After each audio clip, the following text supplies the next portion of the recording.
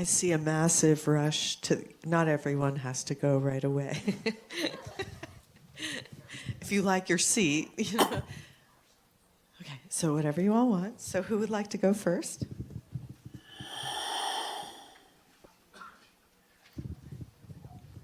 Hello?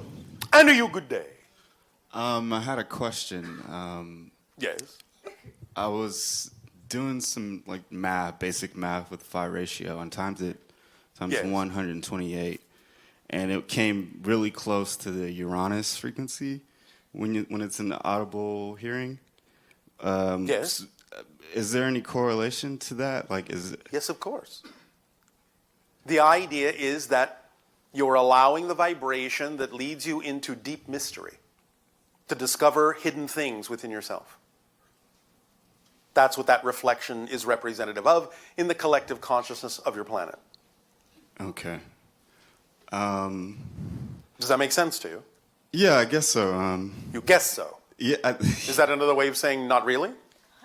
Well, I was thinking the whole energy of Uranus. I feel like there's even some correlation with the Earth frequency. It's like Well, there's flip always side. correlation with everything that reflects back to you. Of course, there has to be. Otherwise, you wouldn't even be aware that the frequency exists if there was no correlation. So yes, there has to be. The Earth vibration has to have some representative feedback to that vibration in order for you to be able to take advantage of the reflection. So yes, of course. But the point is it symbolically, archetypally represents a specific frequency that has to do with revealing hidden mysteries within your consciousness. Okay. Does that make more sense? Yeah, that should be good. Yes? Yes. All right. Anything else? I think that should be it. You sure? I can't think of anything at the moment. Oh, all right. Thank you. You're welcome.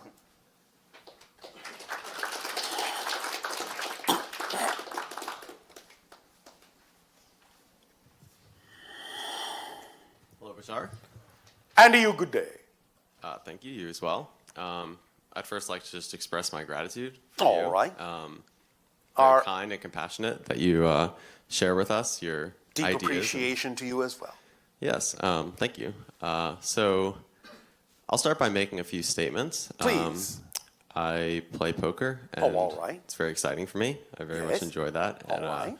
had a few experiences recently while playing where it really seems as if so basically I had an understanding of how thoughts turn to things. Like people often speak of how you create your own reality with your thoughts, and Yes, not so much your thoughts, but your beliefs. Your thoughts Okay. are actually secondary to that. They are a reflection of what you believe to be true in your definitions, but we understand that that can be a shorthand. okay, so the beliefs are at the center, so to speak, and the thoughts and the physical manifestations come thereafter. Yes. Okay. Although, again, not always in the way that you may think. Because you don't always know exactly what the best possible way is for that manifestation to occur that really serves you. Sometimes you think you know the best way, but that's not always the case. You have to just let it come in the way that actually serves you. You have to know that whatever does happen is what needed to happen at that moment to take you through whatever process actually will get you where you really need to be. That is well said. I've also had some experiences like that, Yes. I think. Cool. Yeah, so what I was going to touch on was while playing poker, I've had the experience of seeing how my vibrational state, which I guess I equated to what my thoughts were in that moment, which Yes. may not have exactly been that, but That's all right. yeah, it was interesting to see how just this, there's like a very delicate balance Oh, of yes. how to be in, I guess, what you've coined the term of the balance point. Yes. And how that actually results in me having the results that I would like to have. Conditions. Yes, okay. It can often do that, but you can't insist on it. Otherwise, you're not in the balance point. True. I've also had losing experiences in poker, losing at the game where I was still in that balance point. Yes. And you can still learn something from that. Yeah, and I did, and that was All right. also quite profound. Yes, it is. But I'd be lying to myself if I said that I didn't prefer to win. That's A preference is one thing. Yeah, and insistence is something else. And insistence is something else. Yeah. Insistence is resistance. Yes, that's Preference well said. is just a neutral observation of what is more aligned with your frequency. That's all. So there doesn't need to be any insistence with it because it's the natural thing that aligns with you. It is a neutral preference. You don't really have any judgment on it as to the idea of how the manifestation needs to occur because you simply know that whatever is happening is actually part of your preference, even if it looks like it's not. You see, sometimes people will manifest things they don't prefer, but that may be there for a good reason. And therefore, manifesting something you don't prefer may actually be what you prefer because of what it will teach you. Yes. You understand? Absolutely. If yes. nothing else, sometimes manifesting what you don't prefer will give you more clarity by contrast to what you do prefer. And that's a more positive way to use what you don't prefer. Yes? Yes, I agree entirely with that. Oh, all right. And so the balance point that you are talking about and allowing yourself to remain in that balance point is what actually gives you, to use your own terminology, the best possible poker face. Well said. Yeah, so Because then nobody knows what you're thinking. Because you almost aren't thinking yeah. at all. Yes, there's So the a- best way to prevent people from knowing what you're thinking is to stop thinking. It's hard to argue with. I'd have to agree. This is taking the game to a whole new level. It is. I've really felt that way over the recent past, but this is, I guess, an affirmation of kind of already what I've sort of experienced. I didn't, I suppose, need an affirmation, but I just thought it would be a fun thing to share with you. All right. Thank you. Yeah, absolutely. Anything else? Yes. So I had a really fascinating experience. I drank ayahuasca all right. a couple weeks ago, and Talk about playing poker. I'm not sure I catch the reference. Well, it's not in the negative sense a gamble, but you are allowing a lot of other beings to see your cards. Okay. Yes? Well, I kind of had assumed they were benevolent, so I wasn't really yes. that concerned. Oh, yes. I'm not Yeah. saying or suggesting that they're not. Yeah. Yeah, no, there was definitely some cards being turned up, to say All the right. least. So I want to share one thing in particular, but before I get to that, Yes. I'll just say that the main message I received was basically just to not be ashamed to be human. I thought Yes, that why was should you be? Yes. well, exactly, but it kind of took that experience to allow me to realize that All there right. was some sense of shame. Yes. And For many people Yeah. on your planet, they are ashamed of being who they are, whether that means human or the personalities that they deem themselves to be, all of which are nothing but projections anyway. yeah, I agree with that. So congratulations Thank you. on discarding that one. That was a good fun. Yeah, so the thing I found especially interesting was at one point in the night, I got up to use the restroom. Yes. And in the dimly lit restroom, when I went to the sink to wash my hands, I looked in the mirror and I saw my own reflection. And it kind of hit me in that moment what you'd mentioned in a previous transmission about looking in the mirror and seeing a parallel reality version of yourself that Yes. isn't actually you, it's someone slightly different. Yes. And it felt very apparent to me in that moment without having previously thought about this idea All that right. that's what that was. Yes. And that was really cool. And I Yes. kind of like looked and smiled at quote unquote myself. And Yes. yeah, I just knew there was some like subtle difference. I couldn't tell quite what it was, but I felt like that other individual also felt the same way. It was very interesting. You can create that kind of a reflection which can amplify itself back and forth and allow both you and the parallel version of you to shift in a very accelerated way from that point forward. You can use it that way. Yeah, I feel that something along those lines may have occurred. Yeah, I very much enjoyed that experience. It was All right. Thank you for your creation of Grateful. it. yeah. I'm grateful for that. All right. Anything else? Yeah, that's what I'm trying to think of right now. I very much enjoy interacting with you. It's a lot of fun, but I'm not sure I have really anything else worth sharing right now. That's all right. You don't have to. Yeah, okay. Everything you have already shared makes you, in our opinion, a 5-card stud. Cool. Well, thank you very much.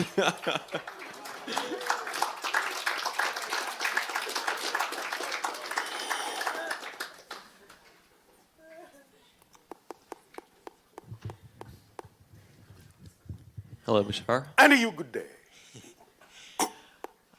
So my question is about how to balance my logical mind with my emotional mind, Yeah. because I seem to IQ with EQ. I seem to get out of balance You either. seem to? Yeah. Or do you choose to? Which way feels more self-empowered? Choosing. Because if you're choosing to be out of balance, at least you know you're in control of that and can change it. When you say, well, I seem to be, you're giving up your power to some random concept that doesn't allow you to know that there is any probability of really changing that. So the first step in changing it is to admit and take responsibility for having chosen it, because then you're in power to change it. Now, you may not know why you chose it, that's fine. But it will be in your unconscious mind somewhere a definition that made it seem logical to choose that. That's what we have described before as the motivational mechanism within all of you. This is a given law. You will always, always, always move in the direction of what you believe to be in your best interest. You will always immediately and automatically move away from what you believe is not in your best interest. So if you can see yourself choosing things that you know are not in your best interest, and you understand the motivational mechanism we've just described, that can only mean that you must be making what is in your best interest seem to not be, or what is not in your best interest seem to be. That's the only reason you would choose something that's not in your best interest, is you have a definitional belief attached to it that makes it seem to be better than the alternative. You understand? Because if people, for example, are afraid to move ahead on their excitement because they have a belief that something bad will happen to them, and they believe that not moving is a safer bet, they will stay where they are. They will keep choosing the safer bet because they have attached to their excitement a negative definition of the outcome. So you'll avoid it at all costs.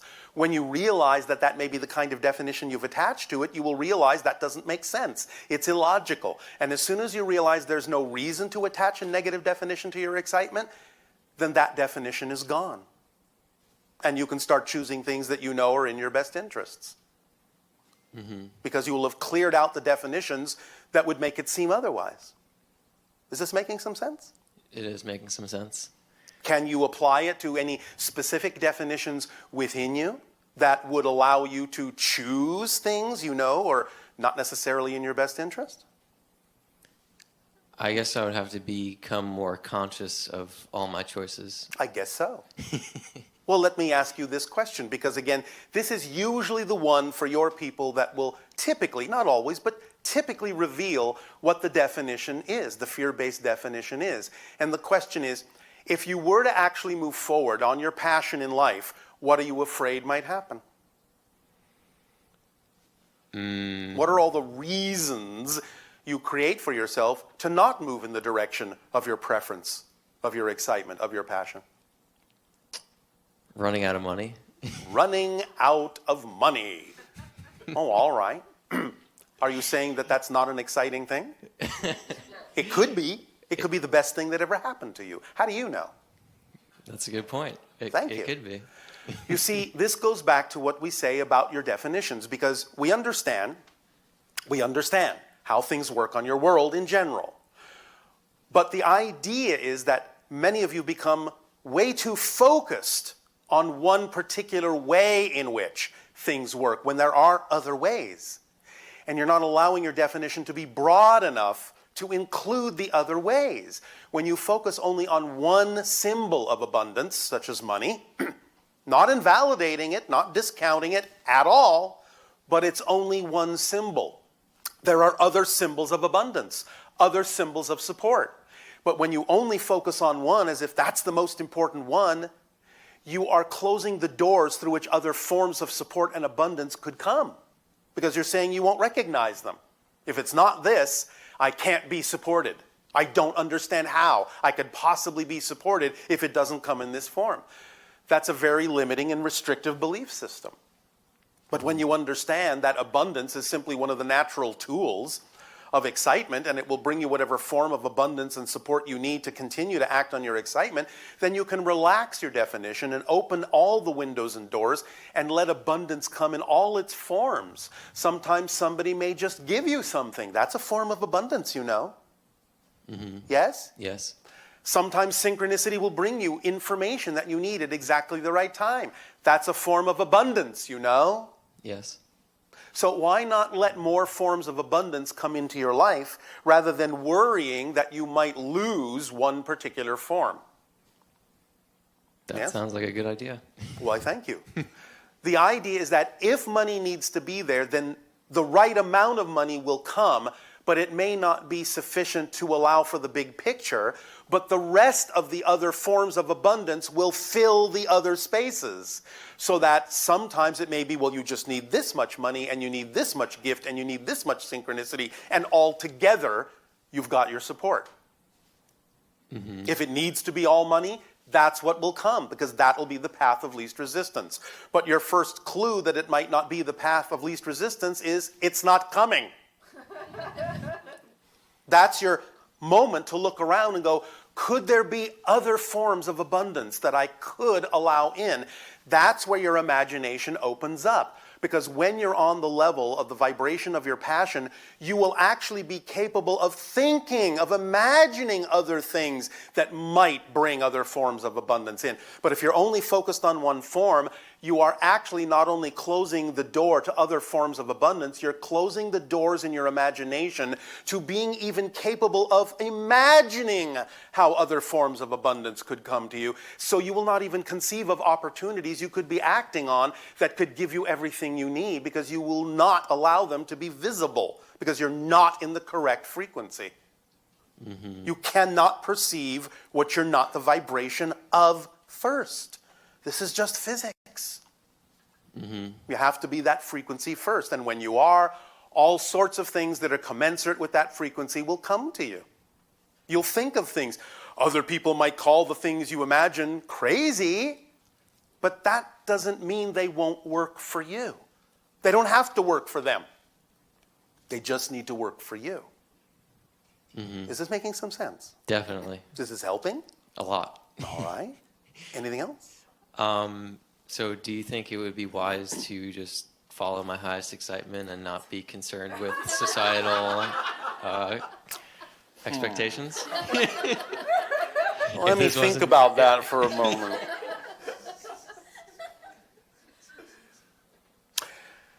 Please understand this.